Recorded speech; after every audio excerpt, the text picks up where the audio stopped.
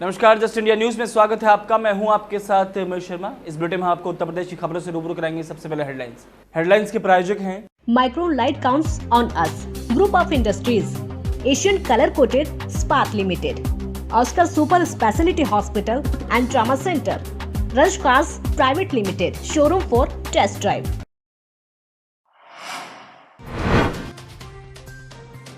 देश में संक्रमितों की संख्या 37,000 के पार पहुंची। कोरोना ने ली 1200 से ज्यादा लोगों की जान। यूपी में 2,388 कोरोना संक्रमित, 42 की मौत। आगरा में 25 नए कोरोना के मरीज आए सामने। जिले में कोरोना पॉजिटिव का आंकड़ा पहुंचा 526। 3 दिन के अंदर 93 मरीज आए सामने।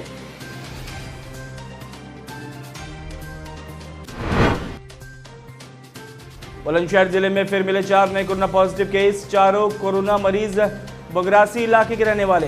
जिले में 57 हुई संक्रमितों की संख्या। और हमीरपुर में दबंगों का गुंडागर्दी करने का वीडियो वायरल। दिन दहाड़े घर में घुसकर कर रहे हैं तोड़फोड़। योगी की पुलिस को दिखा रहे हैं ठेंगा। देश भर में कोरोना वायरस से संक्रमित मरीजों की संख्या में लगातार बढ़ोतरी हो रही है। केंद्रीय स्वास्थ्य और परिवार कल्याण मंत्रालय की ओर से जारी आंकड़ों के मुताबिक पिछले 24 घंटे में 2,293 नए मामले सामने आए हैं और 71 लोगों की मौत हुई है। इसके बाद देश भर में कोरोना पॉजिटिव मामलों की कुल संख्या 37,336 हो गई है और 1,218 लोगों की मौत हुई है। वहीं उत्तर प्रदेश में कोरोना संक्रमित मरीजों की संख्या लगातार बढ़ रही है। शनिवार को आगरा में 25, सहारनपुर में 9, फिरोजाबाद में 8, झांसी में 5, बिजनौर में 2, हापुड़ में 1, उन्नाव में 1, अलीगढ़ में 1 और हाथरस में 1 नया मरीज मिला है। जिसके बाद उत्तर प्रदेश में संक्रमितों की संख्या अब 2,388 पहुंच गई है, जबकि अब तक कुल 654 मरीज ठीक हो चुके हैं। 42 लोगों की जान भी जा चुकी है। आगरा में कोरोना वायरस के मरीज मिलने का सिलसिला थम नहीं रहा है। शनिवार की सुबह 25 और लोगों की रिपोर्ट कोरोना पॉजिटिव आई है और अब तक जिले में 526 कोरोना मरीज मिल चुके हैं। जिलाधिकारी प्रभु एन सिंह ने इसकी पुष्टि की है। तो वहीं 30 अप्रैल से 2 मई की सुबह तक 93 नए मरीज मिल चुके हैं और ताजनगरी में कोरोना संक्रमण से जंग जीतने की दर भी तेज है। शुक्रवार को 4 और ठीक होकर घर जा चुके हैं। इन्हें खंदौली में रखा गया था। जिलाधिकारी ने बताया कि अब तक 126 लोग स्वस्थ होकर अपने घर जा चुके हैं और 15 संक्रमित मरीजों की मौत की पुष्टि हो चुकी है। नए कोरोना मरीजों में सब्जी विक्रेता, केबल ठीक करने वाले, मैकेनिक और रिक्शा चालक शामिल हैं। पुल टेस्टिंग में ऑटो चालक की भी बेटी संक्रमित मिली है। संक्रमित सब्जी विक्रेता में बसई मंडी में 4 और 1 सिकंदरा सब्जी मंडी का है। बुलंदशहर में भी कोरोना अपने पैर पसारता जा रहा है। बुलंदशहर के बगरासी इलाके से 4 नए मामले सामने आए हैं, जिसके बाद जिले में कोरोना संक्रमित लोगों की संख्या 57 तक पहुंच गई है। कुछ दिन पहले 68 लोगों के सैंपल लिए गए थे, जिनमें से 64 लोगों की रिपोर्ट नेगेटिव आई थी। पॉजिटिव पाए गए केस पहले से ही स्याना में क्वारंटाइन किए गए थे। एटा जिले में अलीगढ़ मेडिकल कॉलेज से 9 लोगों की रिपोर्ट में 5 लोगों को कोरोना पॉजिटिव पाया गया है। कोरोना पॉजिटिव पाए गए 5 लोगों में से 2 बच्चे, 1 महिला और 2 पुरुष बताए जा रहे हैं। इनमें 4 का संबंध भी आगरा के पारस अस्पताल से बताया जा रहा है। इतना ही नहीं, इससे पहले इन 4 लोगों की कोरोना वायरस की रिपोर्ट नेगेटिव आई थी और दूसरी बार हुई जांच में इन सभी लोगों की रिपोर्ट पॉजिटिव आई है। जिलाधिकारी सुखलाल भारती ने बताया कि पॉजिटिव पाए गए 5 में से 4 लोग आगरा के पारस अस्पताल से संबंधित हैं। उन्होंने बताया कि चारों लोग गणेशपुर गांव के निवासी हैं और इस गांव को पहले ही हॉटस्पॉट घोषित किया जा चुका है। तो वहीं अलीगंज क्षेत्र के नावर गांव में पॉजिटिव मिला युवक दिल्ली से अपनी बहन के यहाँ आया हुआ था और 24 घंटे में कोरोना वायरस से संक्रमित 5 नए मरीज मिलने के बाद जिले में कुल रोगियों की संख्या 8 पहुँच गई है। आगरा के जो पारस हॉस्पिटल है उसी से उनका संबंध था, उसी परिवार से संबंधित थे। तो 4 लोग पॉजिटिव पाए गए। पूर्व में इनकी रिपोर्ट निगेटिव आई थी, दूसरी जब जांच कराई गई तो इनकी रिपोर्ट पॉजिटिव आई है। इसके अलावा कल अलीगंज तहसील में भी एक लड़का पॉजिटिव पाया गया और वो 26 तारीख को आया था। गांव में एक शादी में आया था 3 दोस्तों के साथ। तो कुछ लोगों ने शिकायत करी कि उसके सिम्टम की कुछ शिकायत करी, तो उसको ले आकर यहाँ पर क्वारंटाइन कराया गया उसको और फिर उसका सैंपल भेजा गया। तो सैंपल उसका पॉजिटिव आएगा, उसके दोस्तों का सैंपल जो है निगेटिव आया। जनपद में इस प्रकार कुल 8 कोरोना पॉजिटिव हो गए हैं। हाँ, ये बहुत दुखद घटना है। तो चूँकि उसको टीबी था और कोरोना पॉजिटिव पाई गई थी, तो मैं समझता हूँ संभावना सही हो सकती है कि दोनों टीबी में अधिक जो उनको डेथ कर गया हो। तो बड़ी दुखद घटना हुई, उसकी डेथ हो गई है। बहराइच में कोरोना पॉजिटिव मरीजों की संख्या लगातार बढ़ती जा रही है। 22 अप्रैल को हुई जांच में 9 मरीज कोरोना पॉजिटिव पाए गए थे, जबकि अब जो रिपोर्ट सामने आई है उसमें एक बार फिर से एक साथ 5 लोग कोरोना पॉजिटिव पाए गए हैं।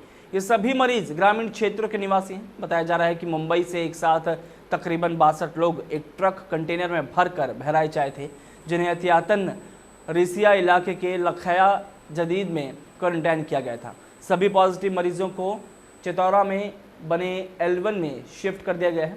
लगातार कोरोना मरीजों की संख्या में बढ़ोतरी को देखते हुए प्रशासन भी गंभीर हो गया है और लगातार सभी मरीजों की हिस्ट्री को खंगालते हुए विशेष निगरानी रखी जा रही है। फिलहाल कोरोना के बढ़ते मरीज जिला प्रशासन के लिए चिंता का सबब बनते जा रहे हैं।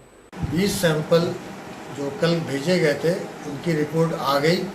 उसमें से 15 की रिपोर्ट नेगेटिव है, 5 की रिपोर्ट पॉजिटिव है।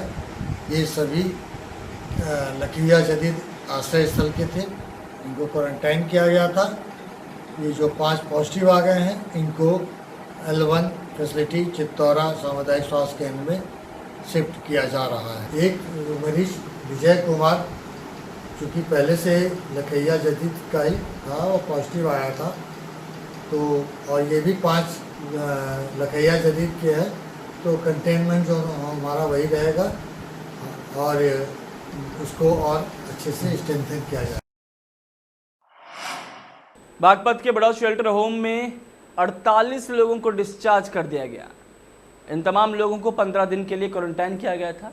इनकी रिपोर्ट नेगेटिव आने के बाद इन्हें डिस्चार्ज कर दिया गया है। डिस्चार्ज किए गए सभी लोग हॉटस्पॉट गांवों के रहने वाले हैं और जिनका डिस्चार्ज होने पर लोगों ने फूल बरसाकर विदाई दी है। साथ ही डॉक्टर्स ने तमाम लोगों को एहतियातन 14 दिन के लिए होम क्वारंटाइन की सलाह दी है। रिपोर्ट नेगेटिव आने और शेल्टर होम से डिस्चार्ज होने की खुशी लोगों के चेहरे पर साफ नजर आई। दरअसल बागपत के 4 गांवों में 16 के करीब कोरोना पॉजिटिव मरीज मिले थे, जिसके बाद मरीजों के संपर्क में आए लोगों को जिला प्रशासन ने शेल्टर होम में शिफ्ट कर उनको क्वारंटाइन कर दिया था। आज जो है हमारे यहाँ चौधरी केयर सिंह दिव्या पब्लिक स्कूल में 48 लोग हमारे यहाँ जो कांटेक्ट में थे जमातियों के, उनको मैं वहाँ रखा हुआ था, जो कि 17 तारीख से भर्ती थे। उनकी रिपोर्ट जो है 23 तारीख में नेगेटिव भी आ चुकी थी और आज उनको हमने सभी को डिस्चार्ज किया है और साथ ही उनको हिदायत दी है कि 14 दिन के लिए अग्रिम होम क्वारंटाइन में रहें, साथ ही दूरी बना के रहें और मास्क और हैंड वॉशिंग का ये सारी चीज़ें प्रक्रिया समझाते हुए उनको ये हिदायत देते हुए आज उनको डिस्चार्ज किया गया है। जालौन में राष्ट्रीय स्वयंसेवक संघ के कार्यकर्ताओं और समाजसेवी संस्थाओं ने झंडा चौराहा पर कोरोना वॉरियर्स का सम्मान किया है, जिसमें पुलिसकर्मी, चिकित्सक, मीडियाकर्मी और सफाई कर्मचारी शामिल थे। सम्मान समारोह के दौरान ड्रोन कैमरे से नज़र भी रखी जा रही थी। इस कार्यक्रम के बाद समाजसेवी इमरान अंसारी के नेतृत्व में उनकी टीम द्वारा मीडिया, पुलिस, चिकित्सक, सफाई कर्मचारी का माल्यार्पण कर सम्मान किया गया। सम्मान समारोह के दौरान कोरोना वॉरियर्स की मंगल आरती उतारी गई और माथे पर तिलक लगाकर उनकी हौसला अफजाई की गई। ऐसे में एक उपनिरीक्षक को उनके साथियों ने फूल मालाओं से लाद दिया और कहा कि वो हम सभी के लिए प्रेरणा स्रोत हैं और आदरणीय भी हैं। जालौन के थाना रामपुरा के अंतर्गत उमरी चौक के इंचार्ज अजय सिंह ने एक दुकानदार को उसके घर से उठाकर उसके साथ इतनी बेरहमी से मारपीट की कि उसके पूरे शरीर में चोट आई हैं। दुकानदार को अपराधियों और जानवरों की तरह पीटा गया है। पीड़ित ने पूरे मामले की शिकायत उच्च अधिकारियों से भी की है।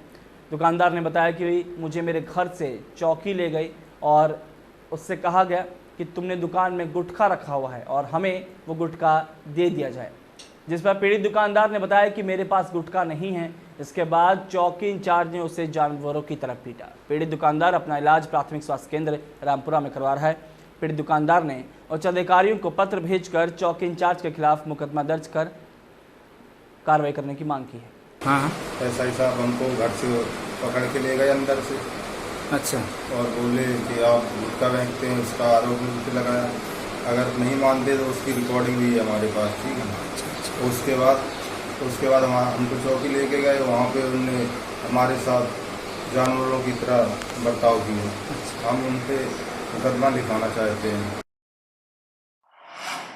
हमीरपुर में कुछ वीडियो सोशल मीडिया में वायरल हो रहे हैं, जिनमें जिले के राठ कस्बे में दिन दहाड़े दबंग गुंडाई करते हुए एक बीजेपी नेता के घर के दरवाजे तोड़ते नजर आ रहे हैं।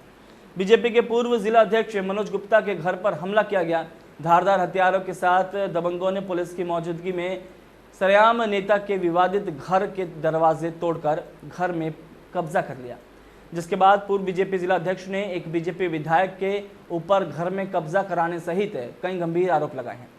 दबंगई की हद तो तब हो गई जब दरवाज़ा तोड़ रहे लोगों ने ये कहा कि हमारा वीडियो बना लो और सीएम योगी को भी दिखा देना, चाहे एसडीएम को दिखा देना, हमारा कोई भी कुछ नहीं कर पाएगा।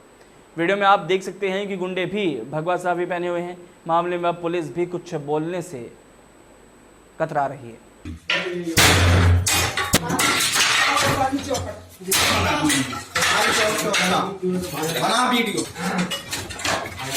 और इन सारे लोगों के साथ एक बहुत बड़ी क्रिमिनल व्यक्ति हैं जो राजनीतिक भी रहे, वो भी इनके साथ में रहते हैं। उनका मैं नाम यहाँ नहीं लूँगा, लेकिन मैं आगे अधिकारियों को ज़रूर बताऊँगा, उनकी भी इसमें संज्ञान लिया है।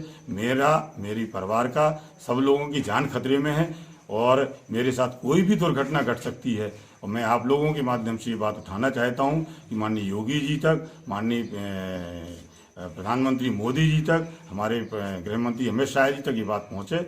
और मैं मेरे पिता नगर संघ चालक रहे, मैं इतना पुराना कार्यकर्ता हूँ, मेरे साथ ये हो सकता तो मैं कल्पना कर सकता क्या है। और अगर ये कुछ नहीं सुना जा रहा तो हम लोग अनशन पर बैठने के लिए बाध्य होंगे।